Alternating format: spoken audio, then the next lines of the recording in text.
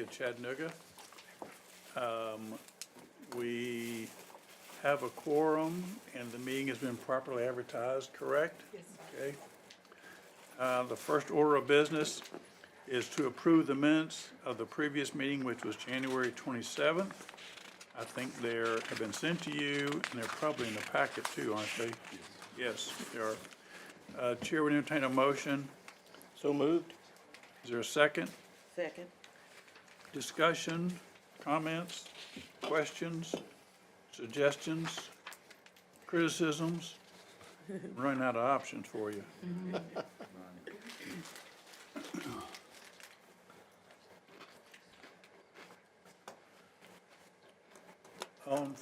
Everybody, since there's no discussion, you have a motion.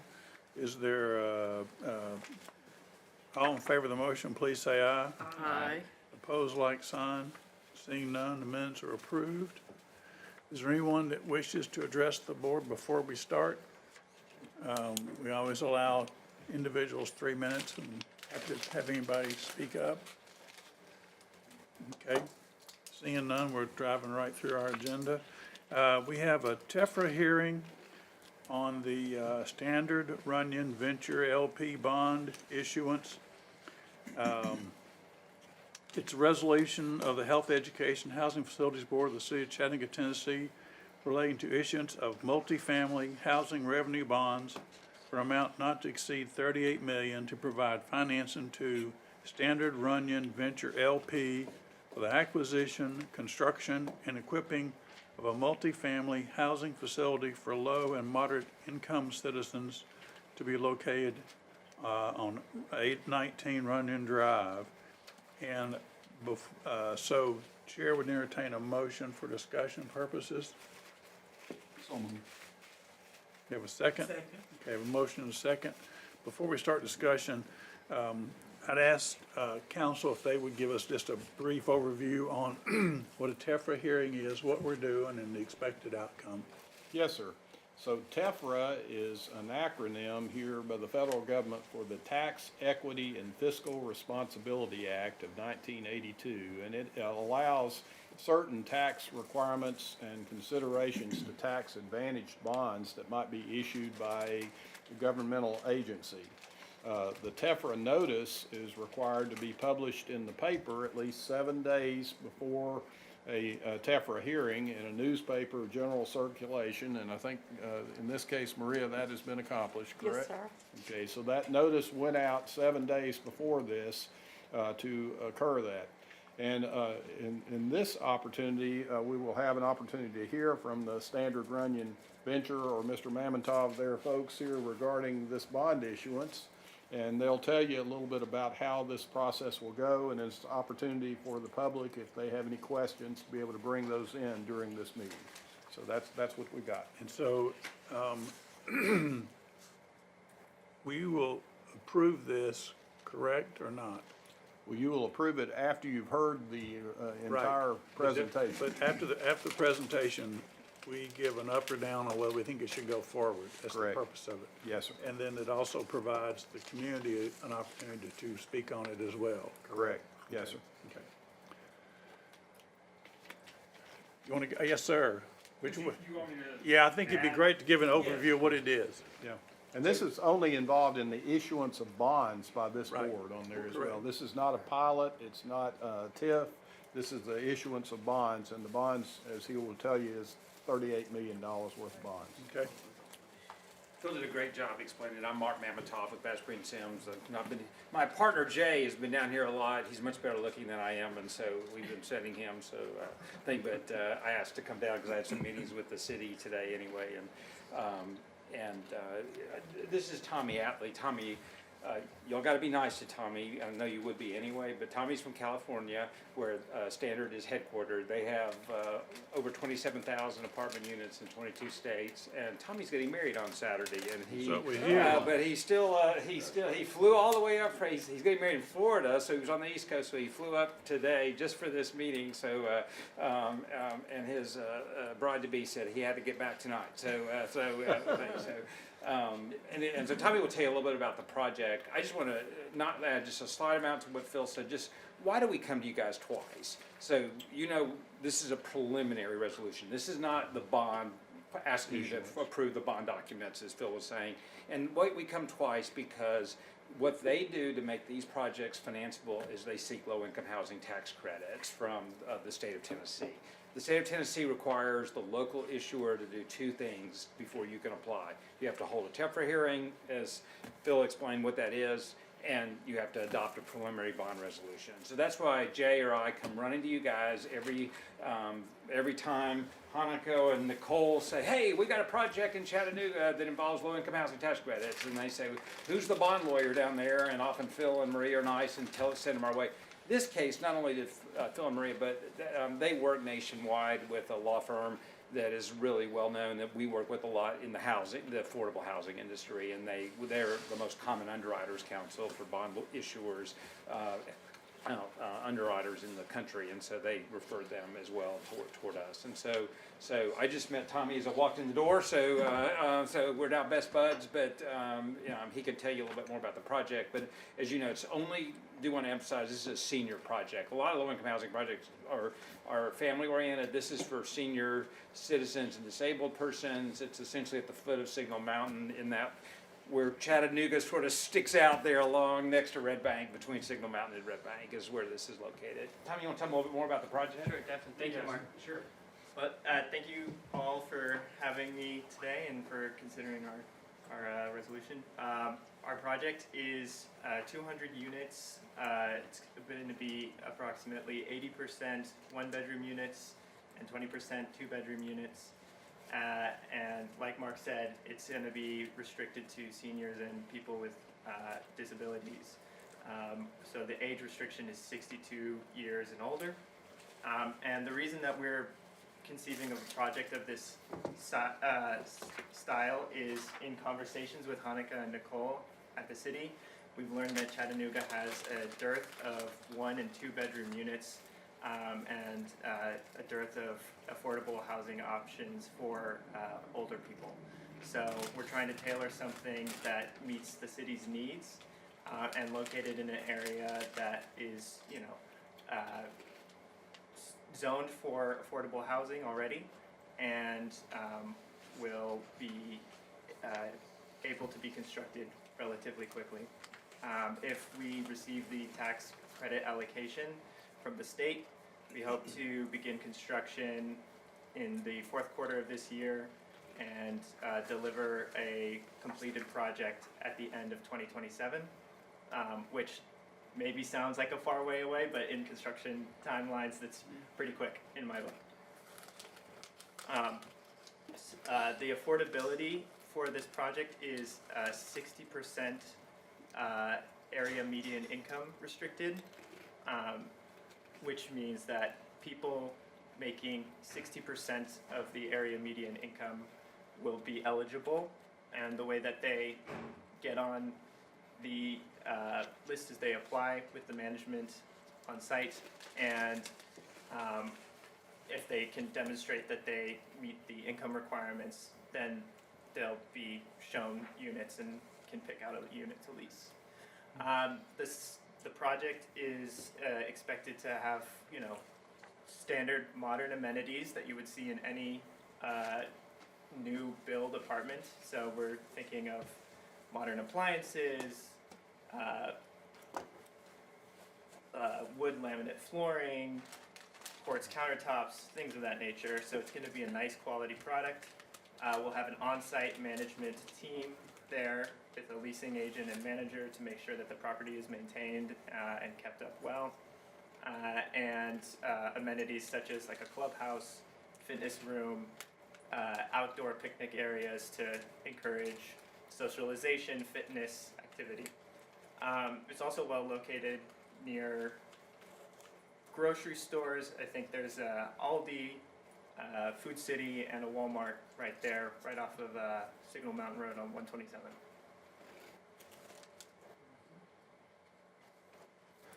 Questions? You want a lawyer question? There is currently, it looks like there is some type of, I guess, extended stay type place right along, it says Mountain Creek B. I was looking at my Runyon Road map here. Is this adjacent to the one that's already existing, or what will it be? I know where the Aldi's is, I've been there quite a bit, and I know where the Tractor Supply is right there as well. Yeah, so if you go down Runyon past the Tractor Supply, there's a assisted living center, Yes, and the plot of land is behind this assisted living center. So we would share a driveway with the assisted living center. Technically, that's our It's on the right or the left as you go out. on the left as you're heading north. So it backs up to Signal Mountain then, doesn't it? That's right. Yes. yeah, there's a creek in there, is the reason I was wondering about that, so you'll Yeah, have to we'll be a be little right bit. next to Mountain Creek. Mountain Creek. Yeah. And it gets up high sometimes, just be aware. That's right. We've had our civil engineer take a look at it. Yes. We're planning to design the buildings so that they are sort of on the southeastern portion of the property. Yes. Make sure that there's no issues with flooding or any of that sort They of stuff. advertise great fishing off of your porch. Yes. Nice deck. Yeah. I was talking to him before, and I was asking Maria, to my knowledge, this is the first one we've ever had that is more geared toward seniors than restricted. But you said seniors and people with disabilities. Yep, it's a good question. It's a federal category, so I think HUD, the Department of Housing and Urban Development, classifies these centers as, if you are restricting it, you can't discriminate against people with disabilities. To account for the fact that we'll have an older population and there will be probably some people with disabilities, we'll have an on-site service coordinator who will be able to help people register for Medicare, Medicaid, and coordinate in-home living assistance and other social supports as needed, just to make sure that they have access to the resources available to them. But just to be clear, I'm sorry, I wasn't following part of that, that the project is for seniors, and seniors with disabilities would be a subcategory of that. It's not people that are 40 that have a disability, It's, or is it? I think if you have you'd have to double check me on that. My understanding is that if you are like 45 and you have a disability, you would are be eligible. Okay. But I think what we operate a lot of these places, and the majority of people are over 62 years old. So it is possible that a person with disabilities under 62 would qualify then. That's right. Mr. Chairman, if I may, this on-site coordinator, there'd be no charge for that. That's just a resource that the tenants have. correct? Offered free to the tenants. Okay, what is the square footage of the one bedroom and two bedrooms, you know, right offhand? The one bedrooms are going to be approximately 700 square feet, and the two bedrooms are going to be approximately 900 square feet. And how many levels are you looking at? 4 levels, with an elevator assisted for seniors. And obviously it'll be ADA compliant, what you're. That's right, we'll provide ADA compliant units. Thank you. Mr. Chairman, thank you for coming, Mr. Atley. I have 2 questions, starting with the acquisition of the property. Can you give us a status on that? Do you all currently own the property, or is there a letter of intent to purchase? We've signed a purchase agreement with the owner, so we have site control, but we will close once we receive entitlements and an allocation from the state, and understand that we can move forward. Okay. And secondly, so you mentioned that 60% area median income will be the requirement for occupancy here. Will that be through a private leasing office, or will you partner with a local organization to oversee that?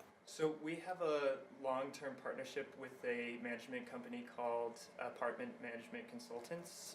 So we probably contemplate using that group as our management agent. They operate properties in Nashville that are tailored towards affordable low-income housing. So they have experience in Tennessee, complying with all of the local state regulations. Okay, great, thank you.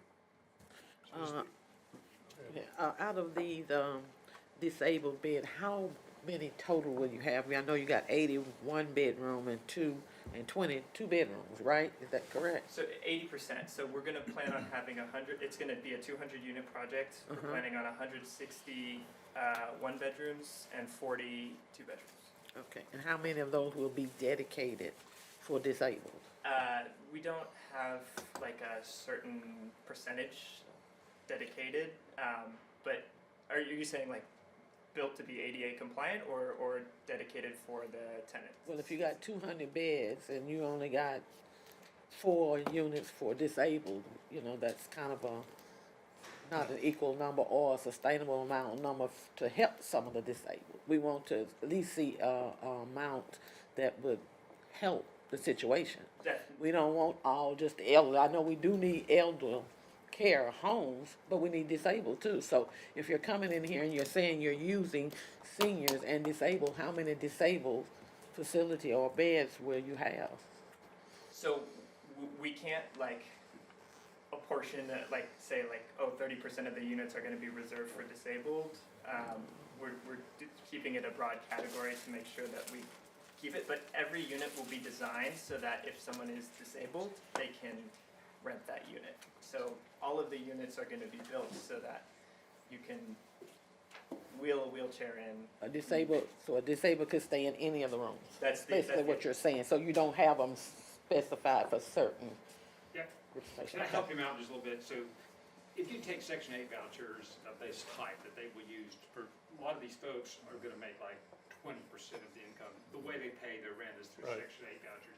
If you take Section 8 vouchers in a senior living complex, you have to accept disabled folks of all ages. So if 100% of the people apply and are disabled, it's a timing thing. It's, it's First just. come, first served. Yeah, it's not, you can't discriminate is what Tom, and so, That's right. Tom, so, I think he was, I didn't know really where the questions were going, I just wanna make sure you understand is that, in other words, if the first 200 people apply are all disabled, They get all of them. they could all be disabled if they're first, it just depends.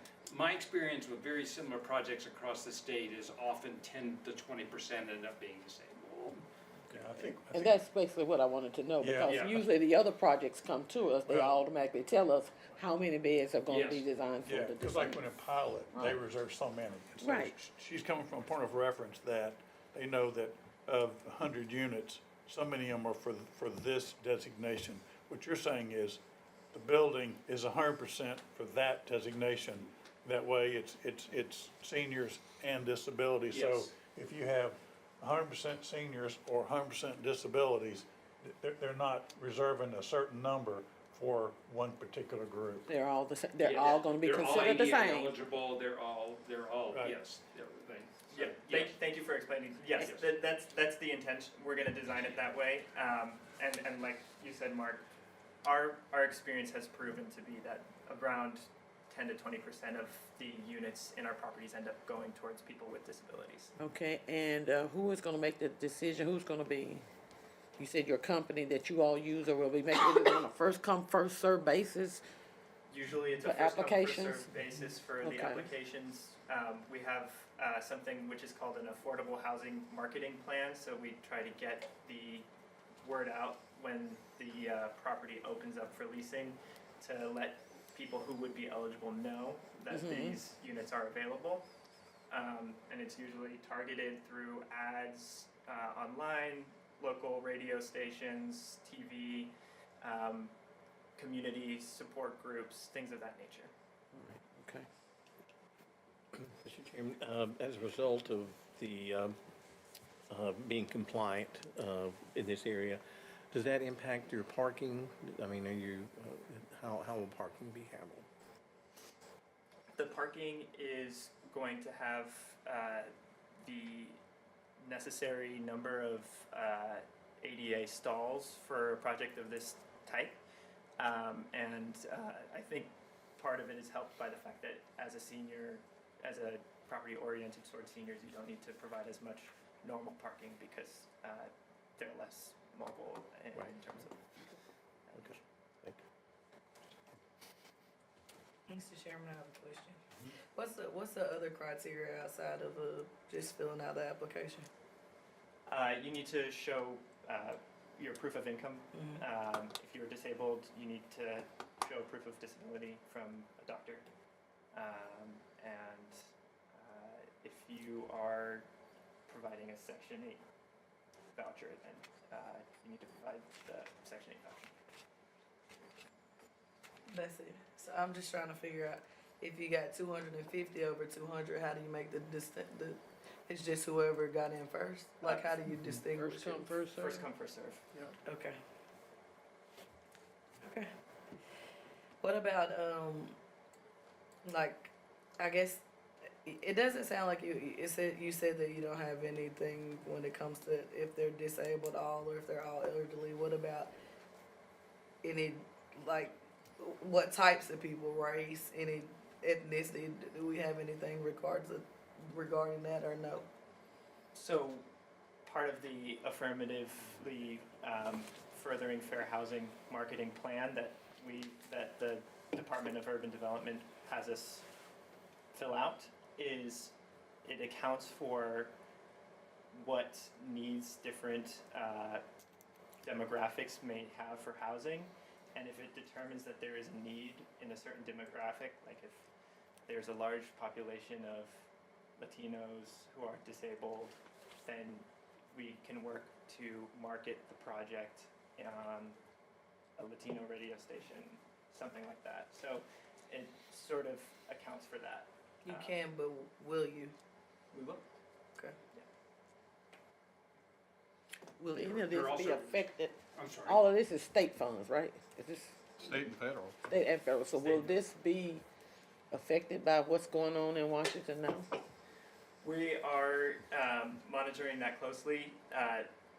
The tax credit program is something that it's through the tax code, Uh-huh. and it's less subject to budgetary cuts, just because the tax code is a little bit more resilient on the tax credit fund, Okay. other than like a normal subsidy. So I think we're pretty confident that it'll continue forward. Okay. Last question, I think. When you say we will, is there anything evidence like in a writing that you will, or is it just the word of mouth that you will? And I just ask because like I review contracts all the time, and when people get into certain projects, I guess, and we review the paperwork for the projects, it's one thing to say what you'll do, it's another thing to write that and execute that if we find that the demographics in this area are changed, then we will work to, and we will review that by maybe monthly, seeing what, I just wanna know, is there verbiage out there that's, it's not just having to bank on what somebody says? Yeah, it's part of the federal law, so, we wanna be compliant with the federal law, or else we will not, we'll lose the Federal funding. law is ever changing, see? So that's Well- incorporated in your marketing plan, is what you're saying? is that Exactly. right? I think the other part of this is, and I want to speak for you to see if this sounds right. They want to rent 200 units. And I think that from a marketing perspective, if there's a high need in the Latino community or this community or that community, I would think they're going to market to people in that community and not discriminate for or against something because they want to rent the units. Is that a fair statement? That's right. So we comply with all fair housing laws. So, there's no discrimination based on race or age, Ethnicity. except you've qualified. Except for I The can't age- get in there. It's The some senior is the discrimination. only thing, the IRS has actually said for LIHTC projects that you can discriminate for seniors and for this type of. There we go. Yeah, it's interesting, but you asked obviously a great question. There's very strong line, they have to put restrictive covenants down to enforce the low income requirements here, and then those restrictive covenants are very tight anti-discrimination provisions. You also have anti-discrimination provisions in restrictive covenants that the THDA puts down to, grant the LIHTC. Now, your question, a more detailed question about marketing, I don't normally see marketing provisions. I mean, I'm sure that they would be glad to work with this board to see and continue to share the marketing plan. Obviously, market, as you've noticed, it changes based on needs, but the core issue of anti-discrimination, thing like that, is strongly built into the document. Yeah, I think that the opportunity is where through, the Department of Housing, or whatever we call your part over there, if they know of a need, I think they're gonna communicate it because they wanna be able to market the need, because ultimately they gotta rent the places out. So I think that, I mean, the Department of Housing I mean, but they understands. can rent, I hear you, but they can rent the places out to anybody, I mean, whoever qualifies, so it doesn't have to meet a need. I can understand what you're saying, but I also, Well- the other side of that is, you can have another demographic of people that all apply, and the Latinos don't get in, Yeah. cause they weren't first come, first served, so. Yeah, well, and I think part of that is an education to people on availability, and, Well, that's why I'm asking, are we gonna educate? It sounds like he's saying yes, the answer Yeah. is they're gonna try their yeah, best. well, I Yeah, think this is the partnership that they have with that one over there, in that, you know, their department knows the need. I think they're gonna communicate, because they're gonna wanna hear it, and where those groups are, that type of thing. But then I said last, I don't mean to say That's last, all right. cause it's No, all. you go ahead. You're fine. You're evoking my thoughts, but, I apologize. right, that's, you should. I apologize to them. No, but- that's all right. But I was gonna say that you said you got the partnership with whoever this management company is, and if they're not local to Chattanooga and they're the ones that are vetting or doing the process, it may be more challenging to do what you think is gonna be done by this partnership, because we've got an outside entity that we don't know is localized. That's all I'm saying. Just wanting to No, understand. and I think all the points you raise are good. I think what that does is it points out why they come here, and the various departments of city and county government involved. Therefore, they can help an outside entity to make sure they know where to go to find the pockets of people who need the housing. And I think your objective is to make sure that as many people as possible have access to better housing.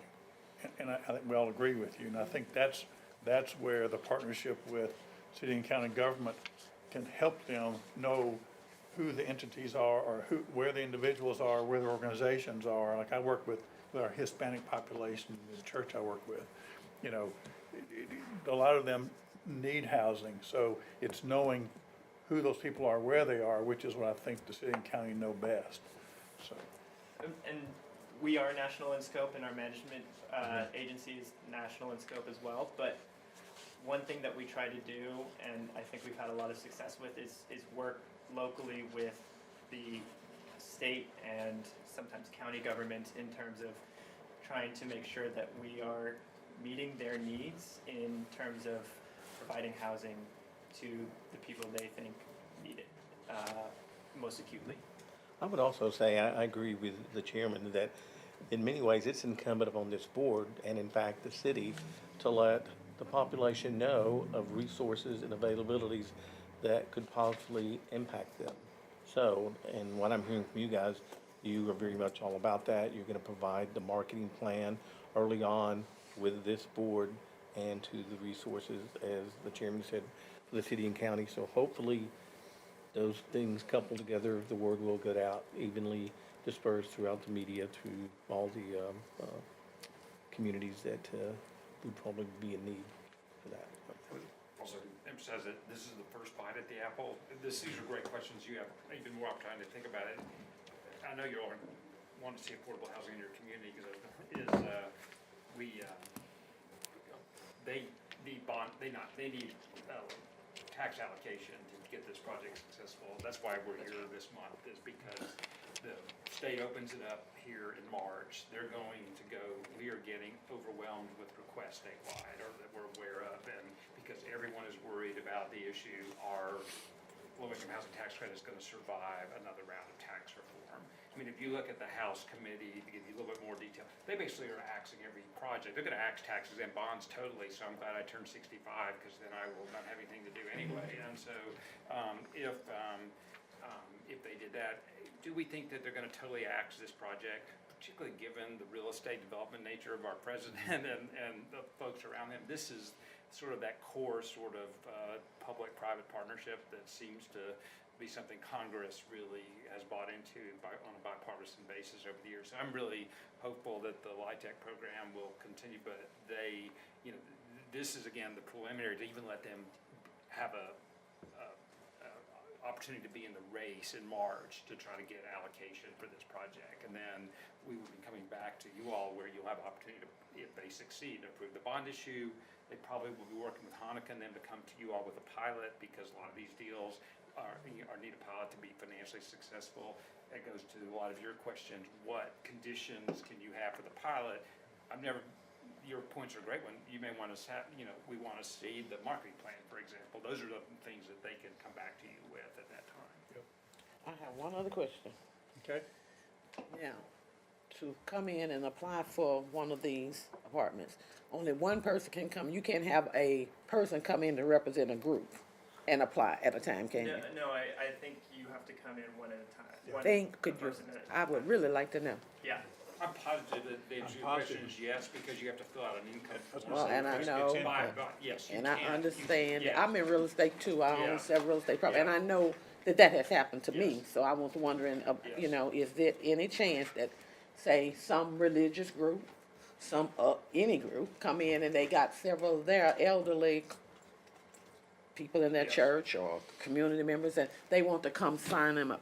So it has to be on an You individual have to do it on an basis? individual basis, and they would That's be right. violating the fair housing if Okay. they discriminated, for example, against, for one religious group over another. So yes, it's gotta be individual, and they have to come and supply their own income figures. They have to fill out, I hate to say, fairly detailed information about assets and things like that, because you wanna make sure, some people don't have much income, but they have tons of assets, and so they have to go through that Yeah. rigorous analysis. Yeah, like I said, I was going through it personally myself, Yeah, so great I was question. wondering, That'd be, because it's gonna be concern. asked to me by my constituents in my district, so I tried to, at least go ahead and answer have you all answer the question, so that when I go back to them, I don't have a sufficient answer, so, Definitely. very good. Yes, and to keep it short, yes, they have to Okay. come in individually and fill out all of this. What I need to know, okay, thank you.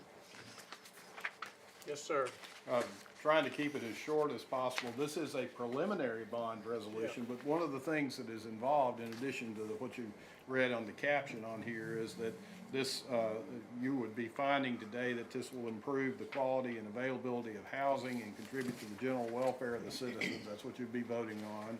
And that the chair or the vice chair is authorized to execute this nice short letter that Mark has included in here as well, here on behalf of the board, that the officers of the board are authorized to take any further action necessary to allow the bond financing to go on, and then conduct any public hearings if needed later on here. But this is the first step in the preliminary phase of this, and it is asking also for a letter and then an acceptance of the proposal here by Standard Runyon at the end of that letter. So if you approve this today, you'll be authorizing the chair to do so. But we would definitely, adding to Phil, we definitely would be back if they get bond allocation to get the bond approved, and if they ask for a pilot, we would be back here. So you probably have 2 more votes being asked to get this project proceed. Yes.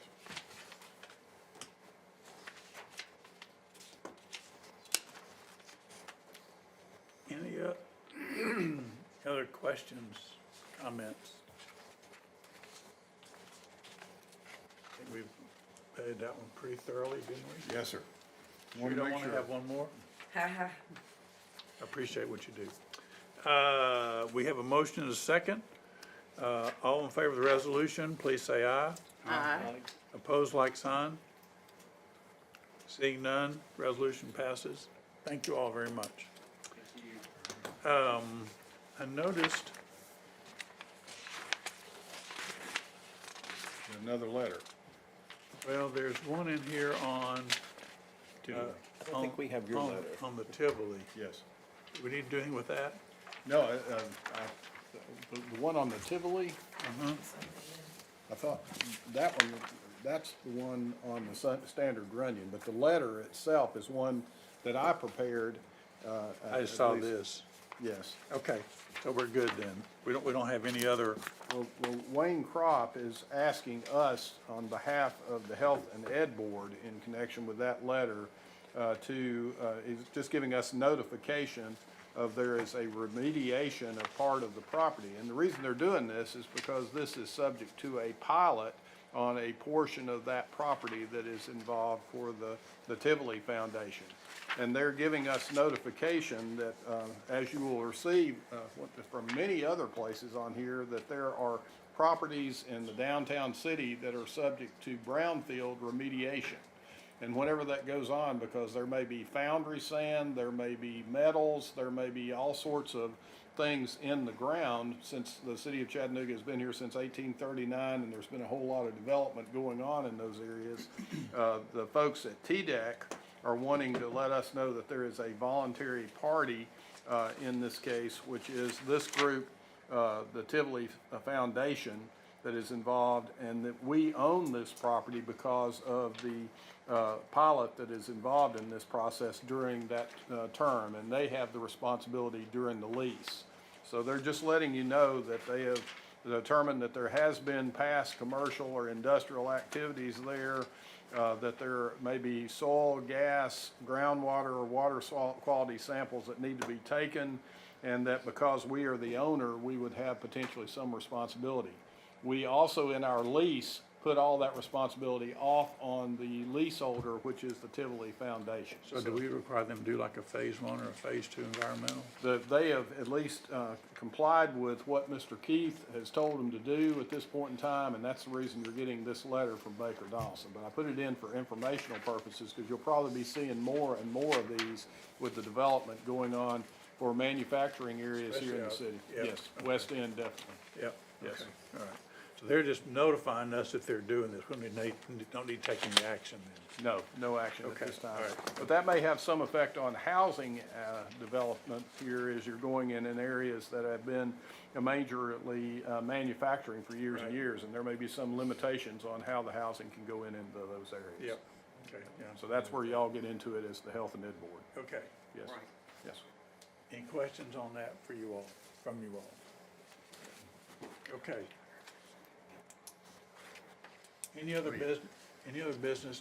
I think we did give the public an opportunity to speak on this issue on the front end for the TEFRA, but if anybody has any questions after that lengthy discussion, please go ahead, Ms. Janice. I thought Janice might want to say something. Janice Gooden, Yes, ma'am. not so much about the project, because you did ask a lot of significant questions, but I didn't get the company's name and I didn't get Tommy's last name Sure. for the record. The company's name is, the company does business as Standard Communities. And my last name is Atley, A-T-L-E-E.